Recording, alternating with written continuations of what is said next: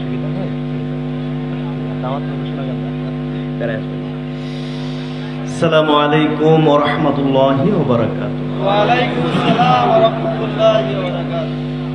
নাহমাদুহু ওয়া নাস্তাঈনুহু ওয়া নাস্তাগফিরুহু ওয়া নু'মিনু বিহি ওয়া নাতাওয়াক্কালু আলাইহি ওয়া নাউযু বিল্লাহি মিন শুরুরি আনফুসিনা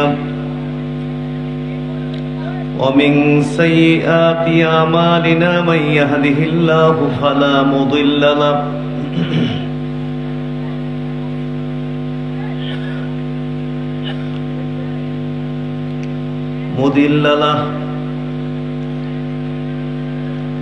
نحمده ونستعينه ونستغفره ونؤمن به ونتوكل عليه ونعوذ بالله من شرور أنفسنا من يهده الله فلا مضل له ومن يضلله فلا هادي له ونشهد أن لا إله إلا الله وحده لا شريك له ونشهد أن سيدنا ونبينا وشفيعنا ومولانا محمدا عبده ورسوله الذي أرسله بالحق بشيرا ونذيرا وداعيا إلى الله بإذنه وسراجا منيرا فقد قال الله تعالى في كلامه المجيد أعوذ بالله من الشيطان الرجيم بسم الله الرحمن الرحيم لقد كان لكم في رسول الله أسوة حسنة لمن كان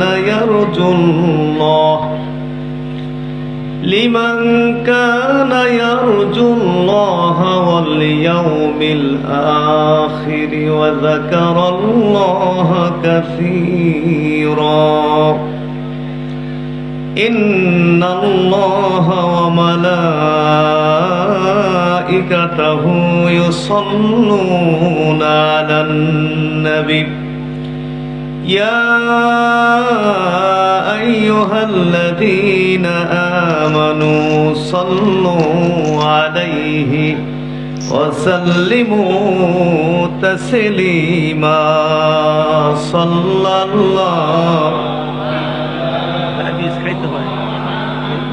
ঠিক আছে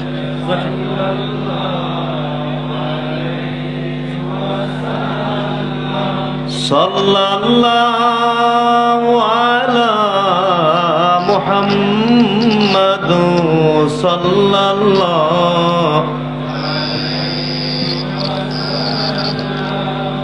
মুহাম্মাদুন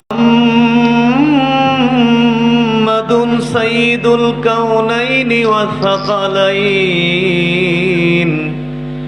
আল ফারিকাইনি মিন আরাবি ওয়া মিন আজামি সাল্লাল্লাহু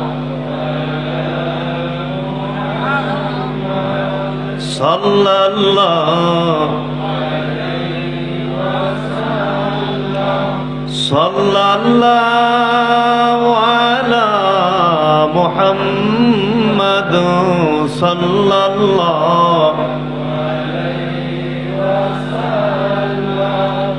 আল্লাহুম্মা সাল্লি ওয়া সাল্লিম ওয়া বারিক আলাইহি।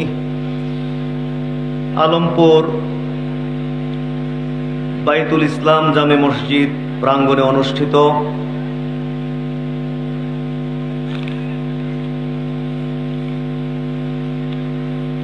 33তম বার্ষিক পবিত্র ওয়াজ ও দোয়ার মাহফিলে উপস্থিত রয়েছেন আজকের মাহফিলের সভাপতি জনাব মোহাম্মদ আবু নাসির ওয়াহেদ সম্পদ, সাবেক চেয়ারম্যান ৭ নং ভাসানিয়া ইউনিয়ন, দামাত বরকাতুহুমুল আলিয়া। আজকের মাহফিলের প্রধান অতিথি জনাব আলহাজ মোহাম্মদ মহিউদ্দিন সরকার, সভাপতি হোমনা উপজেলা বিএনপি, দামাত বরকাতুহুমুল আলিয়া। আজকের মাহফিলে উপস্থিত রয়েছেন আন্তর্জাতিক খ্যাতিসম্পন্ন বক্তা, সহকারী অধ্যাপক আলহাজ হযরত মাওলানা হাবিবুর রহমান সাহেব, রঘুনাথপুর দরবার শরীফ, দামাত বরকাতুহুমুল আলিয়া। প্রধান মেহমান জনাব মোহাম্মদ মুজাম্মেল হক ভিপি মুকুল।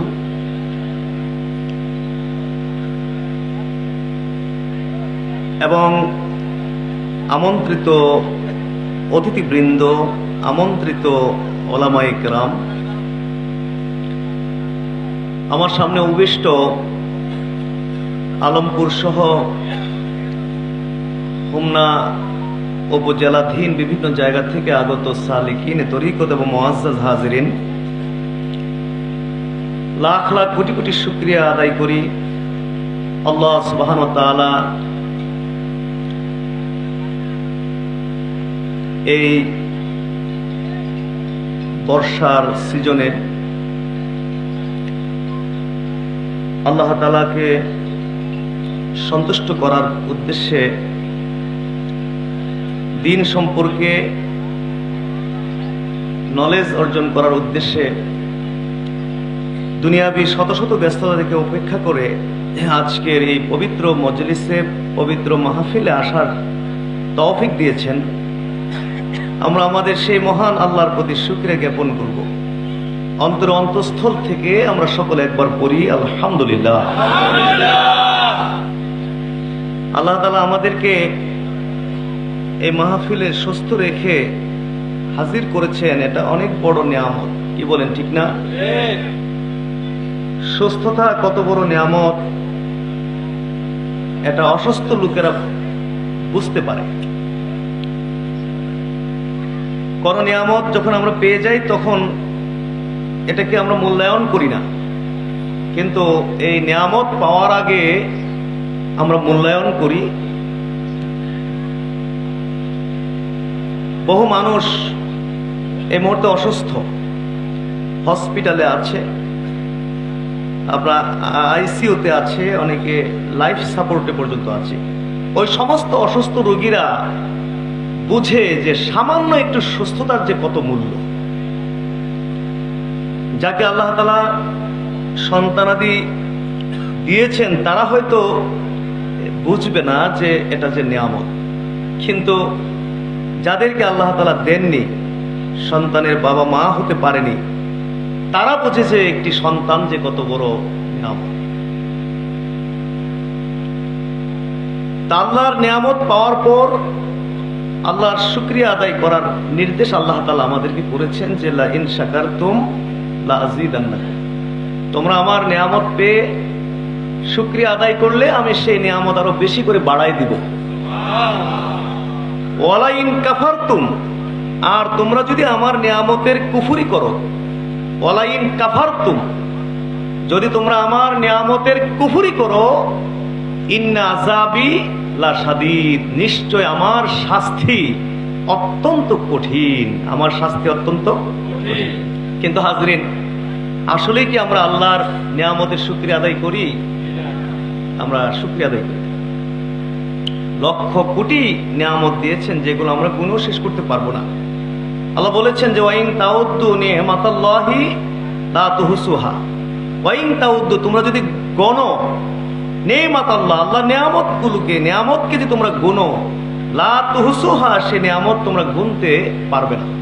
কোটি কোটি লক্ষ লক্ষ নিয়ামত আল্লাহ আমাদেরকে দিয়েছেন, কিন্তু এর পরিবর্তে বা এর অপোজিটে আপনার হয়তো 2-4টা বিপদ আপদ আল্লাহ দেন। হয়তো একটু অসুস্থতা দিয়েছেন আপনাকে, অথবা 2-4টা বিপদ আপদ দিয়েছেন। এইগুলোকে কিন্তু আমরা গুনতে থাকি, যে আমার মতো লোকের এত বিপদ কেন? আমি 5 ওয়াক্ত নামাজ পড়ছি, তাহাজ্জুদ করি, তা আমার কেন রোগ হবে? আমার কেন এই হবে, এই বিপদ হবে, সেই বিপদ হবে? গুনলে দেখা যাবে যে আমাদের সমস্যা হয়তো 2, 4, 5টা, কিন্তু এর অপোজিটে কোটি কোটি নিয়ামত। সেই নিয়ামত গুলোকে আমরা হিসাব করি না। বিপদ আপদ আল্লাহর পক্ষ থেকে পরীক্ষা স্বরূপ কিছু আসলেই তখন এটাকে আমরা বড় করি। সর্বাবস্থায় আল্লাহর শুকরিয়া আমাদেরকে আদায় করতে হবে। রাজি আছি না নাই?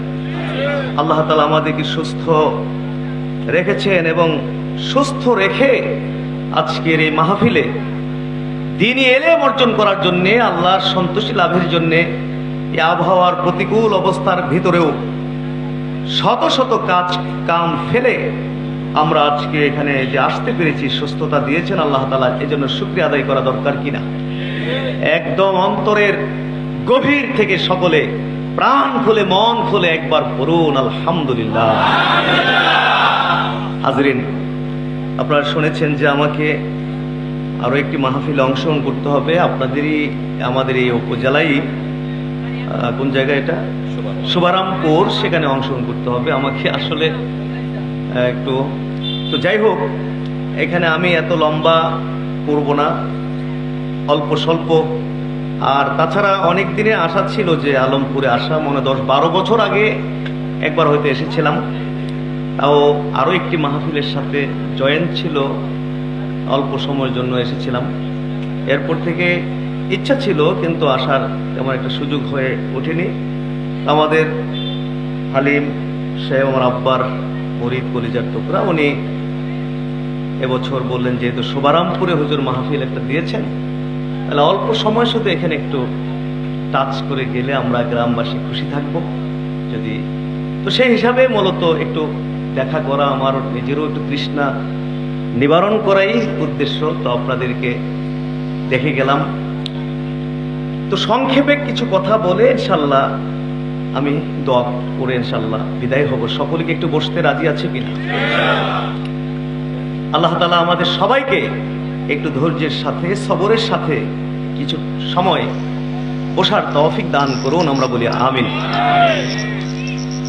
সংক্ষিপ্ত কথা হচ্ছে যে আল্লাহ তাআলা এই পৃথিবী সৃষ্টি করেছেন এবং এই পৃথিবীকে আবাদ করার জন্যে মানব জাতিকে সৃষ্টি করেছেন এবং এই মানব জাতিকে আল্লাহ তাআলার দাসত্বের দিকে, আল্লাহ তাআলার ইবাদতের দিকে, আল্লাহ তাআলার প্রদর্শিত পথের দিকে আহ্বানের জন্যে যুগে যুগে নবী এবং রসুলদেরকে প্রেরণ করেছেন এবং প্রত্যেক নবী রসুল তার জাতিকে আল্লাহর দিকে আহ্বান করেছেন। সে আদম আলাইহিস সালাম হতে শুরু করে আমাদের নবী সাইয়্যিদুল খালক, সাইয়্যিদুল আম্বিয়া ওয়াল মুরসালিন, ইমামুল আম্বিয়া ওয়াল মুরসালিন, আমাদের প্রিয় নবী নবী মুহাম্মদ রাসূলুল্লাহ সাল্লাল্লাহু আলাইহি ওয়াসাল্লাম পর্যন্ত যুগে যুগে আল্লাহ তাআলা এই পৃথিবীতে নবী রাসূলদেরকে প্রেরণ করেছেন এবং নবী রাসূলগণকে তাদের জাতিদেরকে আহ্বান করার জন্যে মন গড়াভাবে আহ্বান করবেন এই সুযোগ দেননি, বরং প্রত্যেক নবী রাসূলগণকে আল্লাহ তাআলা কিতাব দিয়েছেন, সুন্নাহ দিয়েছেন, বলেন না সুবহানাল্লাহ। এবং এই কিতাব ও সুন্নাহর আলোকে তাদের জাতিকে সমস্ত নবীর আহ্বান করেছেন, দাওয়াত প্রদান করেছেন। নূহ আলাইহিস সালামের কথা আপনারা জানেন, 950 বছর পর্যন্ত তার জাতিকে আল্লাহর দাসত্বের দিকে আহ্বান করেছিলেন। কত বছর?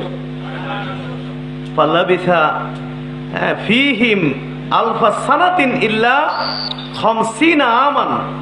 আল্লাহ বলেছেন যে আমি নূহকে তার জাতির কাছে প্রেরণ করেছি, নূহ তার জাতির মধ্যে 1000 বছর, আলফা সানাতিন 1000 বছর, ইল্লা 50 আমান 50 বছর কম। 1000 বছর থেকে কত বছর কম? তাহলে কত হয়? 950 বছর পর্যন্ত ছিলেন। নূহ আলাইহিস সালাম বলছেন আমি আমার জাতিকে দিনরাত ডেকেছি। ক্বাল রাব্বি ইন্নী দাআতু কওমি লাইলা ওয়া নাহারা, আমি আমার জাতিকে দিনরাত আমি আহ্বান করেছি। দিনরাত আমি কি করেছি? আহ্বান করেছি, দাওয়াত করেছি। কিন্তু ফালাম ইয়াজিদহুম দুআই ইল্লা ফিরারা, কিন্তু আমার দাওয়াত খুব কম সংখ্যক লোকই গ্রহণ করেছে, বরং আমার দাওয়াত থেকে পলায়ন করেছে। আমার দাওয়াত থেকে কি করেছে? পলায়ন করেছে। 950 বছর পর্যন্ত ডেকে মাত্র 80 জনকে তিনি হেদায়েত করতে সক্ষম হয়েছিলেন। কতজন? মাত্র 950 বছরে মাত্র কয়জন? কারণ মানুষ সাধারণত সোজা পথে আসতে চায় না। মানুষের মাইন্ডটা সবসময় খালি বাঁকা পথ খোঁজে। বাঁকা পথটাই মানুষের কাছে খুবই পছন্দ। কি বলেন, ঠিক না? অলরেডি নিজের সন্তানকে দেখেছেন, নিজের সন্তান পর্যন্ত পথে আসেনি। নিজের সন্তানকে বলেছে যে ইয়া বুনাইয়ার কাপ, মা না তুমি আমাদের সাথে উঠো, নৌকা আরোহণ করো, নৌকা আরোহণ করো। ওয়ালা তাকুম মাল কাফিরিন, তুমি কাফেরদের অন্তর্ভুক্ত, কাফেরদের সাথী তুমি হইও না, কাফেরদের সাথী তুমি হইও না। সন্তান কি বলছে? ক্বালা সাবি ইলা জাবালিন ইয়াসিমুনি মিনাল মা, আমি পাহাড়ে গিয়ে উঠবো, পানি আমাকে রক্ষা করবে। নূহ আলাইহিস সালাম বলছেন লা সিমাল ইয়াম, আজকে কোন রক্ষাকারী নেই আল্লাহর আদেশ থেকে, বিন আমরিল্লাহ, আল্লাহর আদেশ থেকে, ইল্লা মার রহিম, একমাত্র আল্লাহ যার প্রতি রহমত করবেন সে ছাড়া আল্লাহর নির্দেশ থেকে রক্ষাকারী কেউ নেই। তুমি উঠো। কথাবার্তা চলছে। এই অবস্থায় বিশাল সাগরের ঢেউ এসে আঘাত করে পিতা পুত্রকে বিচ্ছিন্ন করে দেয়। ওয়াকানা মিনাল মুগরাকিন, ছেলে মুগরাকিন মানে আপনার কি বলে এটাকে, ডুবন্ত ব্যক্তিদের অন্তর্ভুক্ত হয়ে গেল। নিজের ছেলে উঠে নাই। এইভাবে ইব্রাহিম আলাইহিস সালামের জীবনী কোরআনে এসেছে। দেখেন, খুব কম সংখ্যক লোককেই মানে পথে আনতে সক্ষম হয়েছিলেন মুসা আলাইহিস সালামের। সমস্ত নবী রাসূলগণ, আমাদের নবী তিনি কি সর্বশ্রেষ্ঠ সর্বশেষ নবী করে আল্লাহ তাআলা প্রেরণ করেছেন। তিনি কি আল্লাহর রাস্তায় ডেকেছিলেন কিনা? কন্যা বলুন, তার জাতিকে আমাদেরকে আল্লাহর রাস্তায় ডেকেছিলেন কিনা? হ্যাঁ, ডেকেছেন। বলেন না সুবহান। নিজের পরিবারকে দাওয়াত দিয়েছেন নবুয়ত পাওয়ার পরে। হ্যাঁ, তারা পরিবারের লোকেরা, তারপরে পাড়া প্রতিবেশীকে, আত্মীয় স্বজনকে ডাকার নির্দেশ দিয়েছেন, তাদেরকে ডেকেছেন। তারপরে অনেক অত্যাচার হলো, জুলুম হলো, এগুলো জানেন আপনারা। তারপরে চলে গেলেন তায়েফে, সেখানে গিয়ে 3 জন লিডারের কাছে দাওয়াত দিলেন। মনে করলেন যে তারা গ্রহণ করবে দ্বীনের দাওয়াত, কালিমার দাওয়াত তারা গ্রহণ করবে। তারা তো গ্রহণ করলোই না, বরং দুর্ব্যবহার করলো। এরপরে নবী ফিরে আসতেছিলেন মদিনাতে, মক্কায় দুষ্ট ছেলেবেলেদেরকে আপনার লাগাই দিল নবীর পিছনে। মরুভূমিতে চতুর্দিক থেকে পাথর সংগ্রহ করে আঘাত করলো। নবীজি অজ্ঞান হয়ে গেলেন, রক্তাক্ত হলেন। জিবরাইল মেঘমালার উপরে আশ্রয় নিয়ে বললেন, নবী আপনি বলেন এরা কি আচরণ করেছে? আল্লাহ সব দেখেছেন, আমাকে পাঠিয়েছেন, আপনি শুধু বলুন, আমি 2 পাহাড় একত্রিত করে এদেরকে পিষ্ট করে ফেলি। আল্লাহ রাসূল বলেছিলেন যে না, আমি এটা চাই না, বরং আমি চাই এরা বেঁচে থাকুক। এরা বেঁচে থাকলে, এরা আজকে হয়তো লা ইলাহা ইল্লাল্লাহ পড়বে না, কিন্তু এরা বেঁচে থাকলে সন্তান জন্ম দিয়ে যাবে, এদের সন্তানরা একদিন লা ইলাহা ইল্লাল্লাহ পড়বে। বলেন তো, লা ইলাহা ইল্লাল্লাহ পড়ার লোক এখন পৃথিবীতে আছে নাকি নাই? বলুন না সুবহানাল্লাহ। হাজরিন, নবী এইভাবে মেহনত করে কোরআন কিতাব, আল্লাহর পক্ষ থেকে কিতাব এবং সুন্নাহর আলোকে তার জাতিকে আহ্বান করেছেন, আমাদেরকে কিতাব দিয়েছেন, সুন্নাহ দিয়েছেন, এবং আমাদের জীবন ব্যবস্থা হিসাবে একমাত্র ইসলামকে তিনি মনোনীত করেছেন। বলেন না সুবহানাল্লাহ। ইসলামের জন্য নবী মেহনত করে গেছেন, কষ্ট করে গেছেন, রক্তাক্ত হয়েছেন, বহু কিছু। এবং এই ইসলামের উপরে আমাদেরকে থাকতে নির্দেশ দিয়েছেন। বলেন না সুবহানাল্লাহ।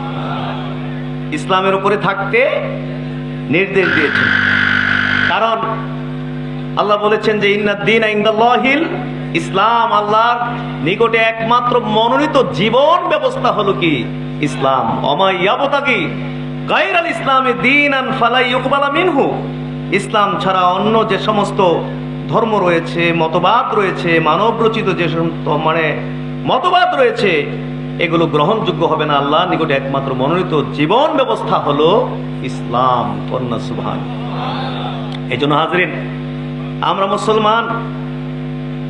মুসলমান, আমাদেরকে আল্লাহ এবং আল্লাহ রসুলের রীতিনীতির উপরে আমাদেরকে থাকতে হবে নাকি?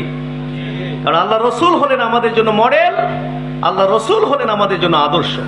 যে আয়াতে কারিমা পড়েছিলাম যে লাকাদ কানা লাকুম ফি রাসূলিল্লাহি উসওয়াতুন হাসানাহ, আল্লাহ রসুলের মধ্যে তোমাদের জন্য রয়েছে উত্তম আদর্শ। কন্যা সুবহানাল্লাহ।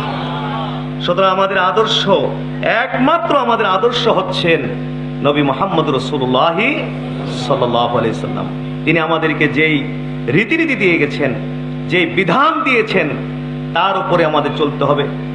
আল্লাহ তো ভালো জানবেন এই দুনিয়ায় আমাদের জন্য ভালো হবে কোনটা, মন্দ হবে কোনটা, সবার চেয়ে বেশি ভালো জানবেন কে? কারণ এই পৃথিবী সৃষ্টি করেছেন কে? আমাদেরকে সৃষ্টি করেছেন কে? অতএব সবার চেয়ে ভালো জানবেন যে পৃথিবীতে কি করলে আমরা ভালো থাকতে পারবো। এটা কি সবচেয়ে বেশি আমেরিকা জানবে? রাশিয়া, চায়নারা জানবে? মানুষের জ্ঞান সীমিত, আমরা বুঝবো না। আল্লাহ তাআলা আমাদের সৃষ্টি করেছেন, আমাদের জন্য কল্যাণকর কোনটা, আমাদের জন্য ক্ষতিকর কোনটা, সবার চেয়ে বেশি জানবেন তিনি হচ্ছেন আমাদের নবী মুহাম্মদ রাসূলুল্লাহ সাল্লাল্লাহু আলাইহি ওয়াসাল্লাম। হাজরিন, এই জন্য আমরা ইসলামের মধ্যে রীতিনীতি অনুযায়ী আমাদের জীবন যাপন করতে হবে। আল্লাহ তাআলা আমাদের সকলকে ইসলামের রীতিনীতি অনুযায়ী চলার তৌফিক দান করুন। সকলে বলুন আল্লাহুম্মা আমিন। ইসলামকে বিকৃত করা, ইসলামের মধ্যে বিকৃতি আনা, এটা অনেক বড় অন্যায় কাজ। অনেক বড় কি কাজ? অন্যায় কাজ। আল্লাহ রসুল যে স্ট্রাকচার দিয়ে গেছেন, যেই আপনার অবকাঠামো দিয়ে গেছেন, তার উপরেই আমাদেরকে থাকতে হবে। বিভিন্ন কারণে, অজুহাতে আমরা আল্লাহ এবং আল্লাহ রসুলের এই দিনকে আমরা বিকৃত করতে আমরা পারি না। কিন্তু সত্য বলতে হয়, জানার জন্য বলতে হয়। কিন্তু আমরা মুসলমান ঠিক, কিন্তু মুসলমান আমরা ঠিক, কিন্তু আমরা আল্লাহর রসুলের রেখে যাওয়া সেই দিনকে কিন্তু আমরা বিকৃত করে দিচ্ছি। আল্লাহ রসুলের রীতিনীতিকে আমরা বিকৃত করে দিচ্ছি। আমরা দিন দিন কাফেরদের রীতিনীতির দিকে আমরা ঝুঁকে যাচ্ছি, ইসলামকে বিলীন করে দিচ্ছি কাফেরদের রীতিনীতির মধ্যে।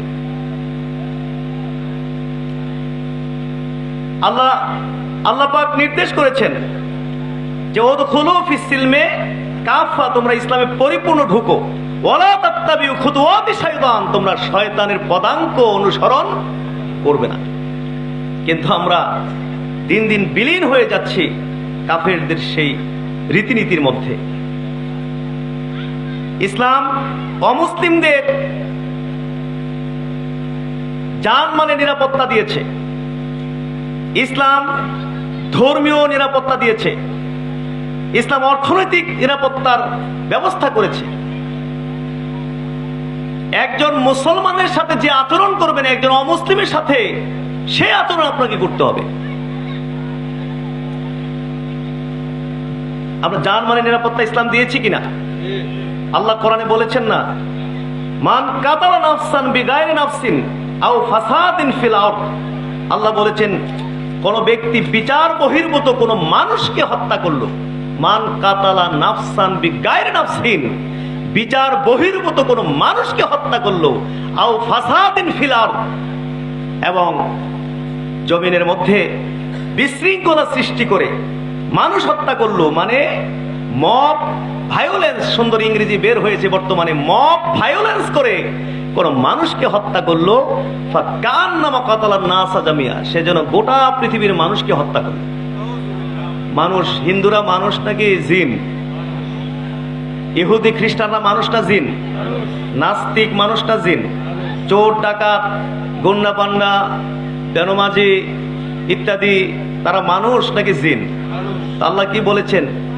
কেউ যদি কোনো মানুষকে হত্যা করে, কোন মানুষকে হত্যা করে, বিচার বহির্ভূত রাষ্ট্রীয় যে বিচার প্রক্রিয়া রয়েছে, কেউ অপরাধ করলে যে প্রক্রিয়া রয়েছে সেই প্রক্রিয়ার মাধ্যমে যদি প্রমাণিত হয়ে যায় সে এই অপরাধ করেছে, সেই বিচার প্রক্রিয়ার মাধ্যমে যেই বিচার কার্য সম্পাদন করা হয়, এর বাইরে আইন হাতে নিয়ে, বুঝতে পেরেছেন, মানুষ হত্যা করে অথবা জনগণকে বিক্ষুব্ধ করে মানুষ হত্যা করে, সে যেন গোটা পৃথিবীর মানুষকে হত্যা করে।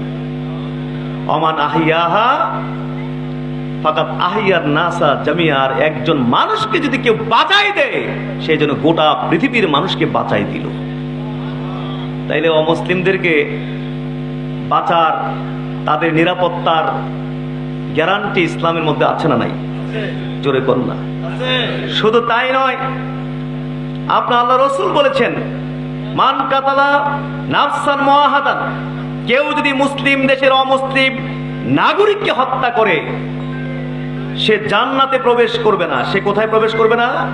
জান্নাতে প্রবেশ করবে না। যদিও জান্নাতে প্রবেশ করবে না এবং জান্নাতের ঘ্রাণও সে পাবে না। যদিও জান্নাতের ঘ্রাণ 40 বছরের দূরত্ব পথ পর্যন্ত যায়। সুবহানাল্লাহ। যদি মুসলিম দেশের অমুসলিম কোন নাগরিককে কেউ হত্যা করে তাইলে সে জান্নাতে তো ঢুকবেই না, জান্নাতের ঘ্রাণও পাবে না। সে জান্নাত থেকে এত দূরে থাকবে 40 বছর, অন্তত কি 40 বছরের দূরত্ব পথ। জোরে কোন সুবহানাল্লাহ।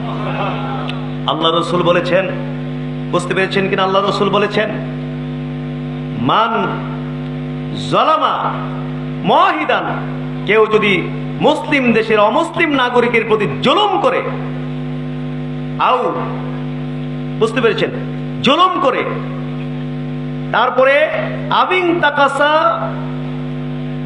কাল্লাফাহু ফাওকা তাকাতিহি, এবং মুসলিম দেশের অমুসলিম নাগরিকের উপরে কর্মভার চাপায়া দেয়।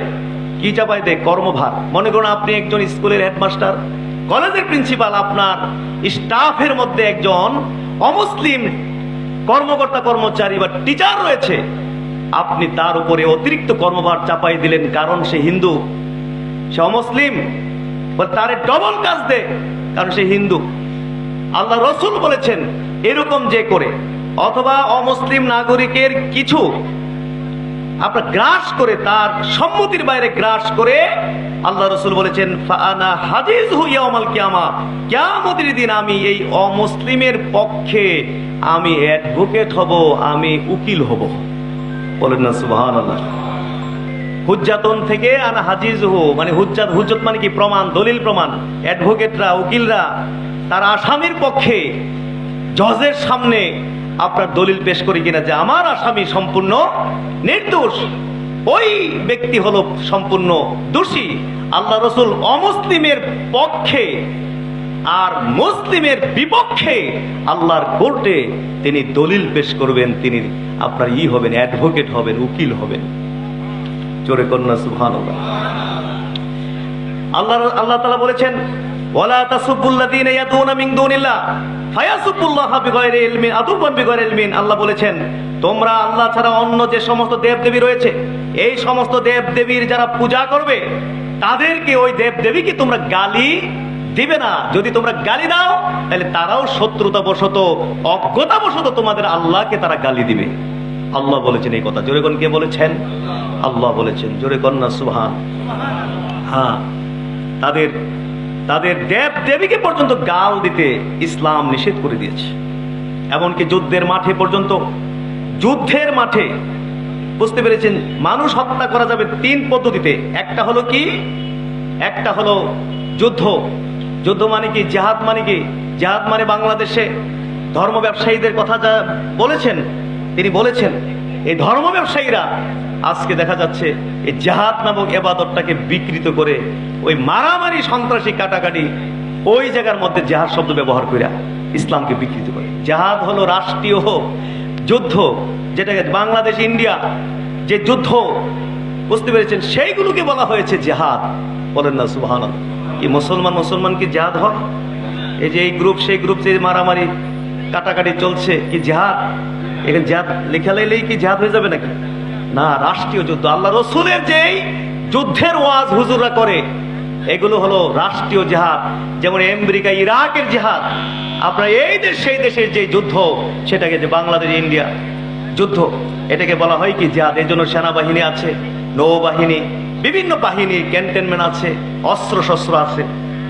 আল্লাহ রসুল যদি কোনো অভিযানে কোনো ছোট সেনা দলকে প্রেরণ করতেন, তখন তিনি তাদের উদ্দেশ্যে ভাষণ দিয়ে বলে দিলেন, শোনো, তোমরা যাচ্ছ তাদের বিরুদ্ধে জিহাদ করতে, যুদ্ধ করতে, যারা আল্লাহর সাথে কুফরি করে, তবে শোনো, তাদের সাথে তাদের প্রতি তোমরা কোনো বাড়াবাড়ি করবে না। ওলা তাগুল্লু, তোমরা তাদের সাথে কোনো বাড়াবাড়ি করবে না। কন্যা সুবহানাল্লাহ। তারপরে কি করবে না? তাদের সাথে বাড়াবাড়ি করবে না।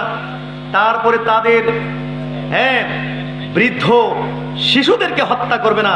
ওয়ালা তাকতুল ওয়ালিদান, তাদের শিশুদেরকে হত্যা করবে না, বৃদ্ধদেরকে হত্যা করবে না। ওয়ালা তাহারিকু কানিসাতান, এদের যে উপাসনা রয়েছে, গির্জা রয়েছে, এগুলো পড়বে না। এবং নিহত যে সৈনিক, ওই যে কাফের সৈন্য নিহত হলে পরে তাদেরকে তোমরা বিকৃত করবে না। এদের নাক কান কাটটা বিকৃত করে বিভিন্ন ভাবে করা না, এগুলো করবে না। চিন্তা করেছেন কিনা? জিহাদের মাঠে পর্যন্ত আল্লাহ রসুল অমুসলিমের অধিকার রাখছে। কন্যা সুবহানাল্লাহ।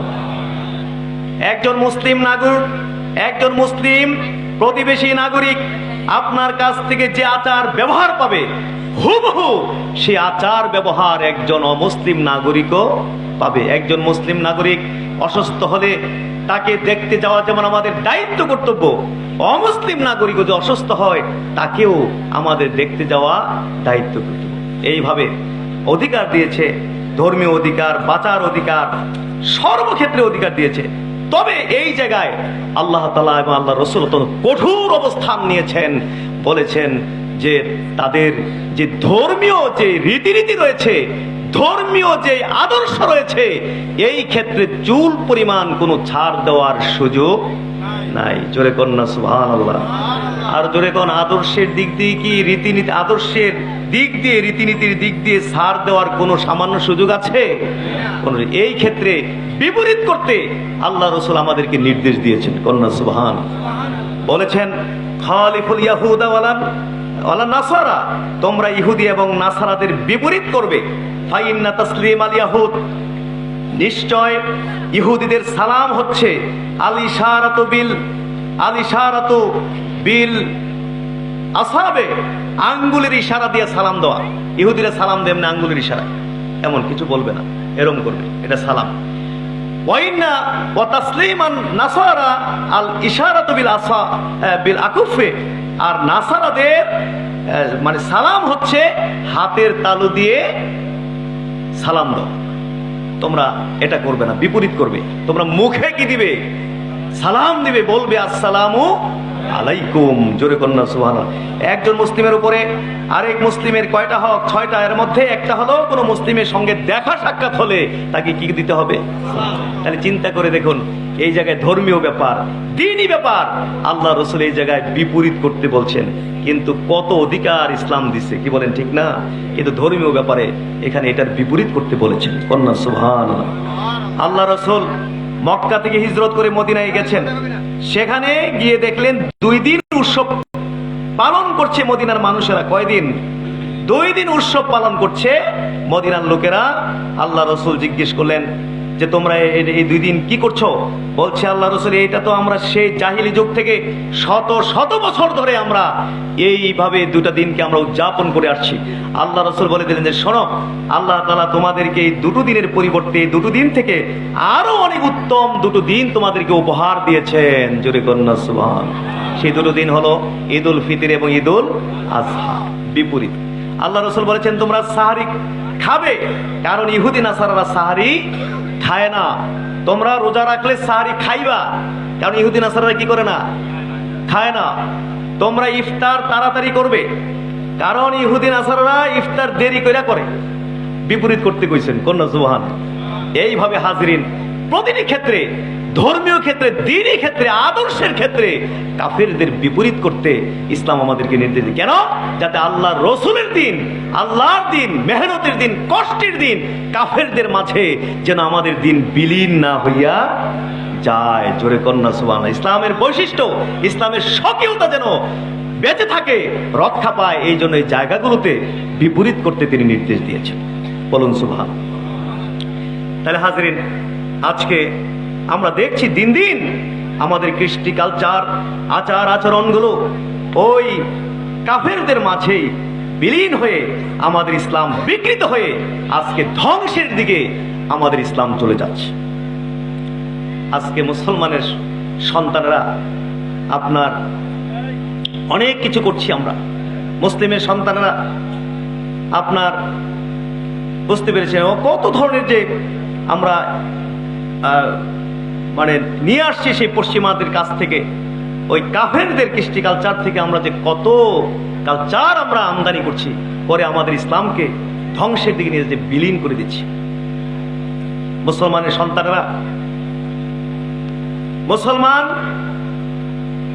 নারী পুরুষ, নারী পুরুষের বেশ ধরছে এবং পুরুষ নারীর বেশ ধারণ করে, এরকম মুসলমানের সন্তান আছে না নাই? নারী পুরুষের বেশ ধারণ করছে। আপনি চিনতে কষ্ট হবে এটা কি পুরুষ নাকি এটা নারী, চিনতে আপনার কি হবে? কষ্ট হবে। নারীরাও দেখা যায় যে স্কিন টাইট প্যান্ট পরছে, স্কিন টাইট গেঞ্জি পরছে, আপনার চুলগুলো কেটে পুরুষের মতো করে শর্টকট পরে চলছে। আপনার বুঝতে সময় লাগবে এটা কি নারী নাকি এটা পুরুষ। আবার না পুরুষও তো নারীর বেশ ধরতে মন চায়, এখন কি বলেন?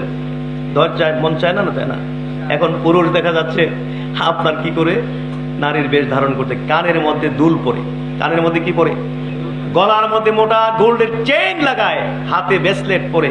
ওই যে ওই দিন দেখলাম এর মধ্যে ভিডিওতে দেখলাম আর কি, ঠিক মানে সবচেয়ে নাকি সুদর্শন পুরুষ এই লোক, সবচেয়ে কি সুদর্শন লোক, পুরুষের মধ্যে নাকি সবচেয়ে সুদর্শন। কানে দুল, গলায় গোল্ডের চেইন, হাতে ব্রেসলেট, কি ড্রেস পরেছে। আমি প্রথম চিন্তা করছি এটা কি অরিজিনাল মানুষ নাকি প্লাস্টিক দিয়ে বানাইছে, আল্লাহ জানে। নারীর বেশ ধারণ ১৫০০ বছর আগে আল্লাহর রাসূল বলে গেছেন, লানা রাসূলুল্লাহ সাল্লাল্লাহু আলাইহি ওয়াসাল্লাম আল মুতাশাব্বিহিনা মিনার রিজাল বিন নিসা ওয়াল মুতাশাব্বিহাতি মিনান নিসাই বির রিজাল। আল্লাহ রাসূল ১৫০০ বছর আগে বদদোয়া করে গেছেন ওই সমস্ত পুরুষের নারীর উপরে, বুঝতে পেরেছেন, ওই সমস্ত পুরুষের উপরে যে সমস্ত পুরুষেরা নারীর বেশ ধারণ করে, এবং ওই সমস্ত নারীর উপরে আল্লাহ রাসূল বদদোয়া দিয়েছেন, লানা রাসূলুল্লাহ লানত দিয়েছেন যেই নারীরা, যেই পুরুষেরা নারীর বেশ ধারণ করে, আর যেই পুরুষেরা নারীর বেশ, আর যেই নারী কিসের বেশ, পুরুষের বেশ ধারণ। ১৩০০০ বছর আগে। অথচ এরা তো আমাদেরই সন্তান, কি বলেন ঠিক না? আমরা প্লিজ আল্লাহ রসুলের যে স্বকীয়তা বৈশিষ্ট্য, এটা আমরা রক্ষা করা নবীর উম্মতের দায়িত্ব, আল্লাহর বান্দাদের দায়িত্ব। আমরা এটি করতে পারি না। ইসলামের যে বৈশিষ্ট্য রয়েছে, স্বকীয়তা রয়েছে, এটা আমরা নষ্ট করতে পারি। গায়ের মধ্যে কি বলে এটা, টেটু আঁকে মুসলমান, এগুলো ইহুদি নাসরাদের আমরা চিহ্ন, এই আলামত, এগুলো নিষেধ করেছে। আপনার হাজার হাজার কাজ কারবার এগুলো মুসলমানরা করছে। সে আপনার লিভ টুগেদার নিয়ে আসতেছে ওই পশ্চিমা থেকে, ইউরোপ থেকে মুসলমানের সন্তান, আমাদের সন্তানরা নিয়ে আসতেছে লিভ টুগেদার। তার মানে আমাকে একজন বলেছে, হুজুর আপনি চিন্তাও করতে পারবেন না, ঢাকা শহরে হাজার হাজার ছেলে মেয়েরা একসাথে হোটেল ভাড়া করে জীবনযাপন করছে, এরা লিভ টুগেদার করছে। লিভ টুগেদার মানে বিয়েটা শুধু হবে না, বাকি স্বামী স্ত্রী যা যা হয় সবই চলবে, শুধু বিয়েটা হবে না। 6 মাস 1 বছর এভাবে চলবে, একজন একজনকে চিনবে, জানবে, অ্যাডজাস্ট হয় কিনা তারা। এরপরে 6 মাস 1 বছর এইভাবে চলার পরে যদি মনে করে হ্যাঁ এটা অ্যাডজাস্ট, তার মন মানসিকের সাথে আমার মনের সাথে মিল আছে, অ্যাডজাস্ট, তখন বলবে যে হ্যাঁ আসো আমরা বিয়ে করি। আর যদি অ্যাডজাস্ট না হয়, 6 মাস 1 বছর থাকার পরে বলবে না তোমার সাথে আমার অ্যাডজাস্ট হচ্ছে না, এখন তুমি তোমার রাস্তা ধরো, আমি আমার রাস্তা ধরি। আরো জোরে। আলহামদুলিল্লাহ। আপনার সমকামিতাকে আনা হচ্ছে পুরুষে পুরুষে বিয়ে, নারী নারী বিয়ে, কাফেরদের সমস্ত কালচার মুসলমানের সন্তানের এত রুচি বিকৃতি কেন ঘটতে পারে, কিভাবে ঘটে মুসলমানের সন্তানের বিকৃতি, মানে আমাদের রুচি এত নিচে কি করে যেতে পারে। হাজরিন, 31st নাইট এই যে আসতেছে সামনে ডিসেম্বর মাস, দেখবেন মুসলমানের সন্তানরা ওই বিজাতীয় কৃষ্টি কালচারকে কিভাবে গ্রহণ করে। আপনার দেখা যায় ওই যে আপনার 31st নাইট মানে কি ডিসেম্বর মাসে 31 তারিখ রাত 12টা 1 সেকেন্ড হতে না হতেই মুসলমানের সন্তানরা আতশবাজির মাধ্যমে নতুন বছরকে তারা বরণ করছে। তারপরে আপনার ছেলে মেয়েরা মদ গাঞ্জা খাচ্ছে, নাচানাচি করছে, নতুন বছরকে বরণ করছে। এমনকি এরকম পাওয়া যায় ওই রাতে এমন অনুষ্ঠান করে সেই গুলশান বনানী অভিজাত এরিয়াগুলোতে, সেখানে ওদের বন্ধু বান্ধবের মাঝে ওই রাতে বউ বদলের প্রোগ্রাম হয়। এক বন্ধুর বউ আরেক বন্ধুর বউ আরেকজন রাত যাপন করবে, এইভাবে রাতগুলোকে তারা বরণ করছে। আল্লাহ রসুল আল্লাহ আল্লাহ কত মেহনত করে গেছেন, প্রতিটি ক্ষেত্রে, ধর্মীয় ক্ষেত্রে, দ্বীনি ক্ষেত্রে বিপরীত করতে আল্লাহ রসুল বলে গেছেন। ছোটখাটো বিষয় পর্যন্ত বিপরীত করতে বলেছেন, এই জন্য যাতে আমার ইসলাম কাফেরদের মাঝে, বিজাতিদের মাঝে বিলীন না হইয়া যায়। কন্যা সুবহানাল্লাহ। তাহলে আমরা কি আমাদের ইসলামকে বিকৃত করতে পারি? জোরে বলুন, পারি? ইসলামের যে রোল, ইসলামের যে নীতিমালা, এগুলো থেকে আমাদের বিরত থাকতে হবে। আজকে আমরা দেখলাম বর্তমান বাংলাদেশে বিশাল ফিতনা, হিন্দুদের যে পূজার অনুষ্ঠান, সেই পূজার অনুষ্ঠানে আমরা যাই, যে সেখানে গীতা পাঠ করি, আবার ইসলামী দলের নেতা, ইসলামী দলের লোক দাবি করি। কিভাবে ইসলামকে আমরা ধ্বংসের দিকে নিয়ে যাচ্ছি। বিএনপি, আওয়ামী লীগ, জাতীয় পার্টি, তারা যদি সেখানে গিয়ে শারদীয় শুভেচ্ছা দেয় বা সালাম কালাম বিসমিল্লাহ ইত্যাদি পড়ে, বুঝতে পেরেছেন কিনা? তাইলে আমরা তাদের থেকে জানতে হবে তারা কি অজ্ঞতার জন্য, ইসলাম সম্পর্কে না জানার জন্য করছে কিনা।